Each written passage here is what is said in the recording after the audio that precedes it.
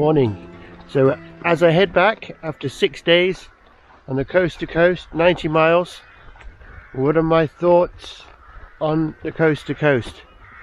Well, I've learned so much actually. So many people are doing the coast to coast almost like on a tour, so they're being picked up and their bags are being dropped off at the next stop, and then they walk in between maybe a pub, and then they stay overnight, and then they walk the next day. This is a great option for many people because they can walk further. They haven't got to carry, you know, 10 kilograms or more with all their camping gear.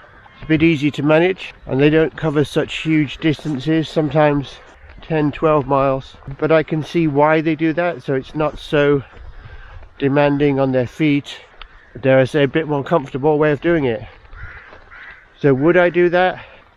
If you'd asked me that question before I'd done this section, I'd probably say no, I'm a wild camper, you know, I've got to camp.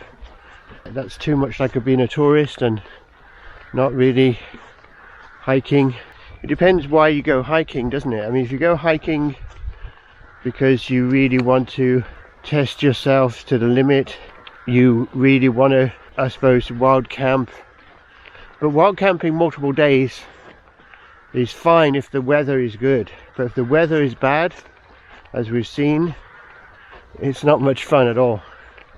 And at the same time, there's an argument to say you need to take care of your body, make sure you wash everything, wash your feet, and stay healthy and have a good night's sleep. So I can understand why people do the guest house route, but one of the factors for a lot of people is the cost. So people can cut down their accommodation and stay in the odd beer garden in a tent, then they save money. Like last night there in Bivvy only cost, what was it, £8. It was a more expensive camp, but £8 to camp in the garden. Had a really nice meal, 2 courses, you know, £20. I think the whole thing came to about, well, less than £30 with drinks. So it's not bad, is it really? Whereas if I stayed there, it would have cost over 100, I think, altogether. So at least. But when I come back, what am I going to do? I don't know. I might try the other option. I might just stay in a guest house. I mean, on this trip I've done 6 nights on the trail, 3 nights sort of camping, well, 1 night in the pod, so it counts as camping, 2 nights in my tent, and 3 nights in hotels.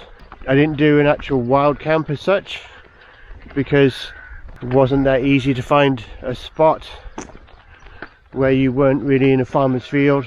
Is it worth carrying all your equipment on this trip, having a big backpack?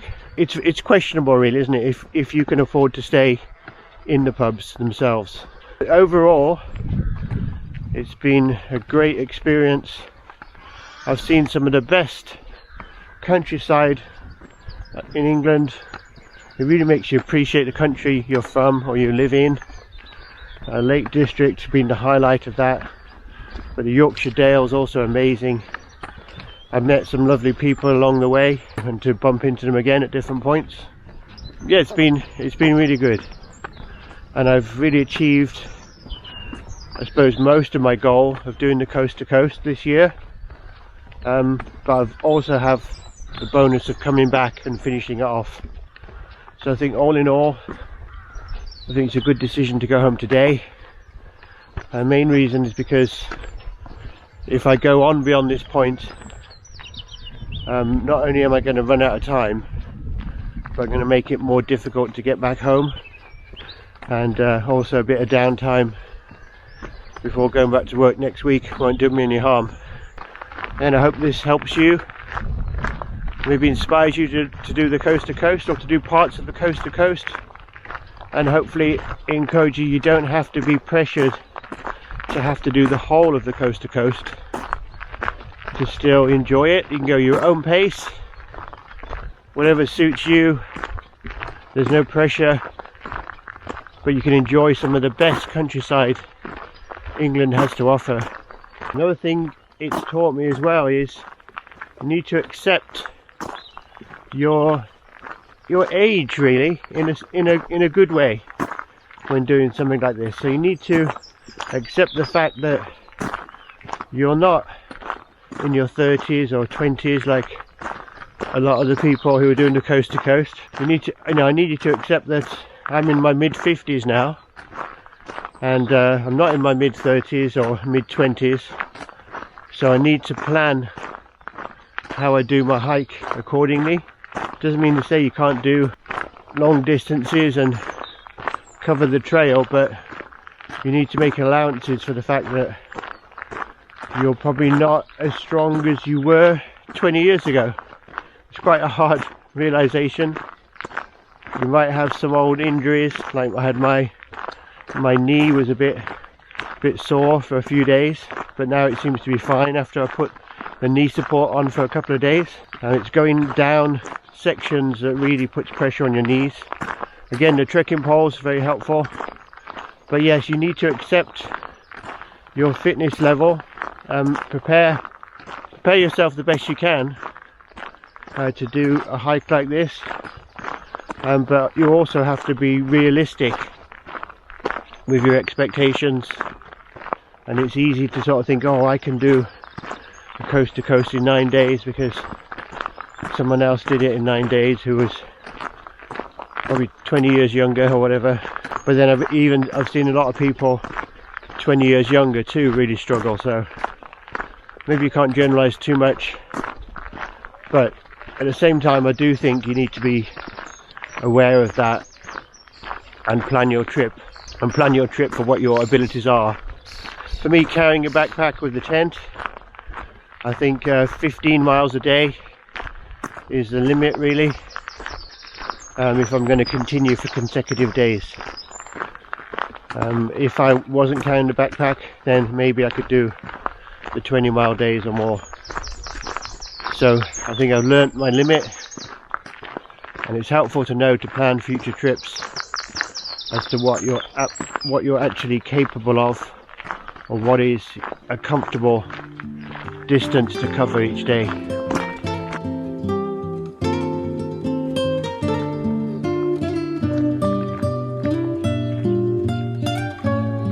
Another thing to consider if you want to do the coast to coast is that how long do you want to walk every day?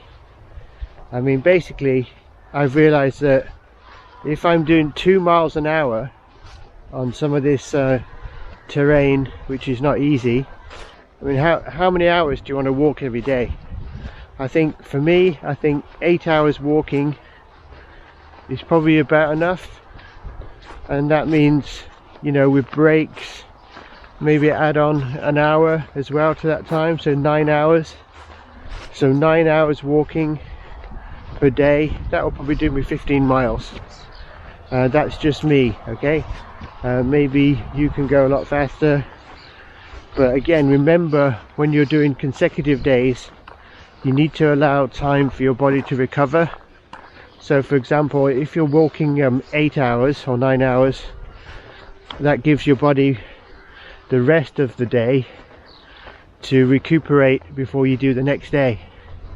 If you want to do over 20 miles a day, then you're going to have to walk for over 12 hours, and then you're going to have less time to recuperate and rest for the next day. So it's sort of, you can get yourself in a bit of a vicious cycle. If you keep doing 12-hour days, you're not allowing your body enough time to recover, and your feet are going to get sore.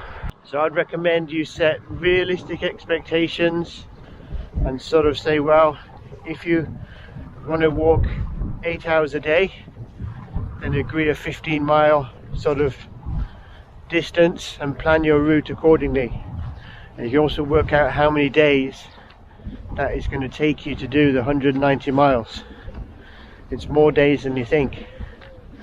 If you think you're going to do it in 9 days, and then you have to do over 20 miles a day, which doesn't sound too bad, but the reality is, over this terrain and the elevation, you're going to be walking 12-hour days at least into the night.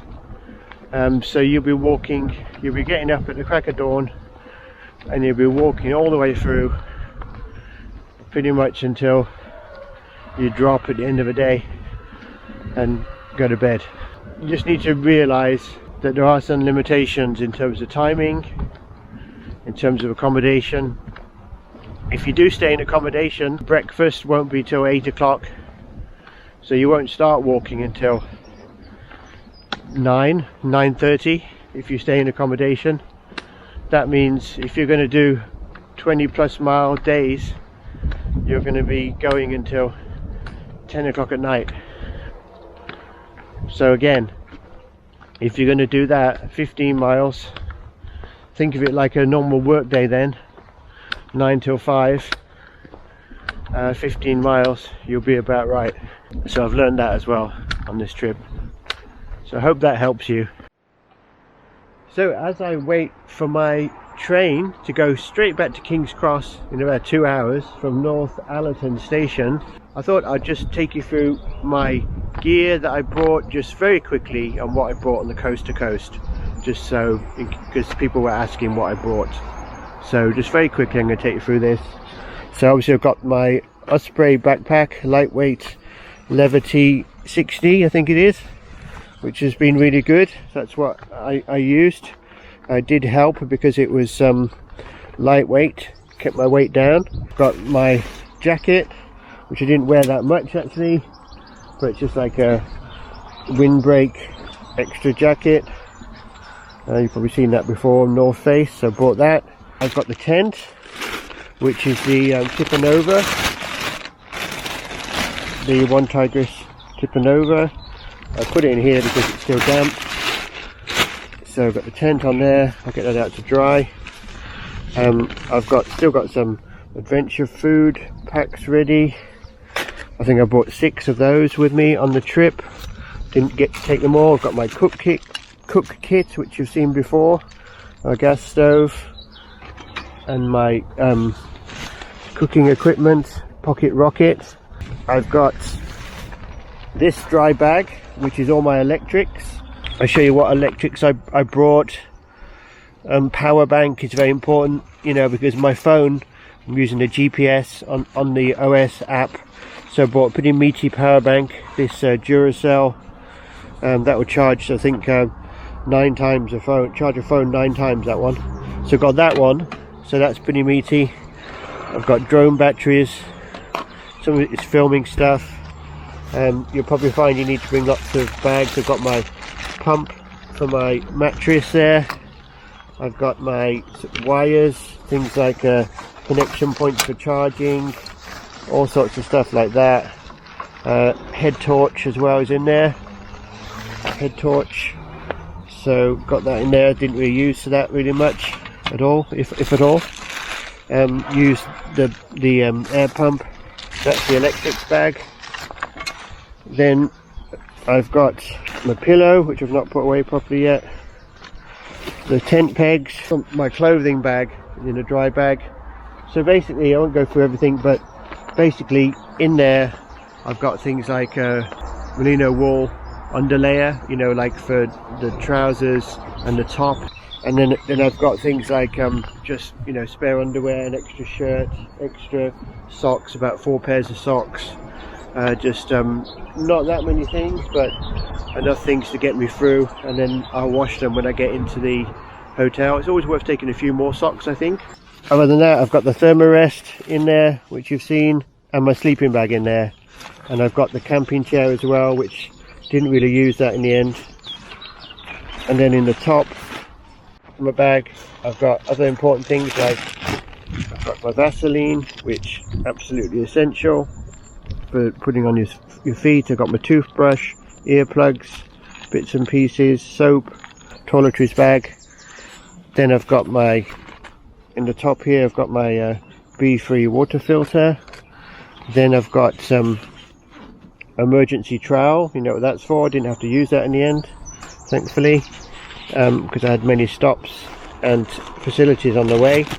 Then I've got my coffee, my porridge, my cup for making drinks. I got all this easy access in the top of the bag, That's why I put it here.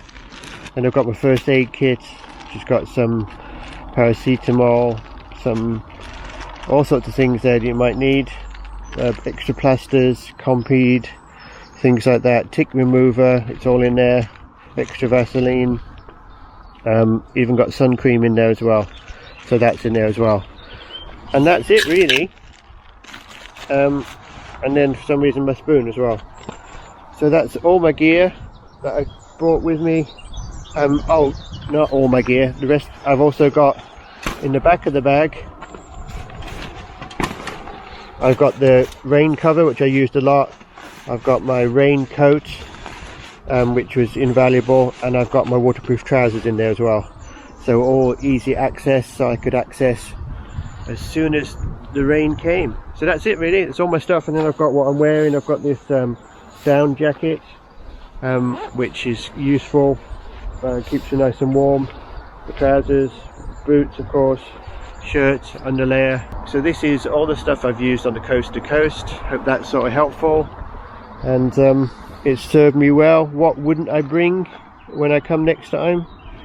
I probably wouldn't bother with, depending on the weather really. The only thing I might not bring would be the Thermorest camping chair adapter. That's the only thing I didn't use. Everything else I used. There's nothing I wish I brought that I didn't bring. And then my other bag that you probably saw me use sometimes is this one, and this is the drone in here. So it's all the filming stuff, easy access. I can just take it out and get the drone out, launch it, get a few shots for the video that hopefully makes it a bit more interesting. So that's it for the coast to coast. That's my equipment. Train's going to come in a minute. Be back to London. Thanks again for watching this one. It's been really fun. I'm really pleased that I've managed to complete a bit more of the coast to coast, and I'm looking forward to coming back in a few months to finally finish it off. So thanks again, and I'll see you soon. Bye for now.